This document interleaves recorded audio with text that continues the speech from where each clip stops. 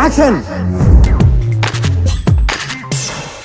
ఎవరో ఏదో చెప్పిన చెప్పుడు మాటలు విని మనం అలిగాం. తర్వాత ఆయనే కరెక్ట్ అని చెప్పాం. హీరో గారు మీరే కరెక్ట్ అని చెప్పాం. ఆయనకి ఆయన ఫ్యాన్స్ కి సారీ చెప్పాం. ఎన్టీఆర్ హార్డ్ వర్కర్ సార్, డౌటే లేదు. మనస్పర్ధలు రావు సార్ అంటూ ఎన్టీఆర్తో తనకు వచ్చిన విభేదాల గురించి చెప్పుకొచ్చాడు నిర్మాత బండ్ల గణేష్ రీసెంట్ గా ఓ యూట్యూబ్ ఛానల్ కి ఇచ్చిన ఇంటర్వ్యూలో. అలాగే ఇంతకీ ఎన్టీఆర్ మీద ఎందుకు అలిగావ్ అన్న ప్రశ్నకు బదులిస్తూ వాళ్ళు వీళ్ళు ఏదో అన్నారని ఊరికే కాస్త అలిగాను. తర్వాత క్షమించమని అడిగా.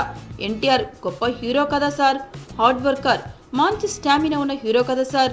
సినిమా తీయడానికి ఆల్రెడీ వెళ్ళా, మళ్లీ సినిమా చేయబోతున్నా అని చెప్పుకొచ్చారు. ఇదిలా ఉంటే 2 ఏళ్ల గ్యాప్ తర్వాత పవన్ ని గణేష్ కలుసుకోవడం చర్చనీయాంశమైంది. పవన్ కళ్యాణ్ కి బండ్ల గణేష్ కి ఈ మధ్య కొంత గ్యాప్ ఏర్పడింది. గత 2 ఏళ్లుగా పవన్ కలిసిన దాఖలాలు కూడా లేవు. ఈ విషయంపై అనేక రూమర్లు వచ్చాయి. గణేష్ ను పవన్ కళ్యాణ్ లిస్టు నుంచి తొలగించాడనే వార్తలు విస్తృతంగా ప్రచారమయ్యాయి.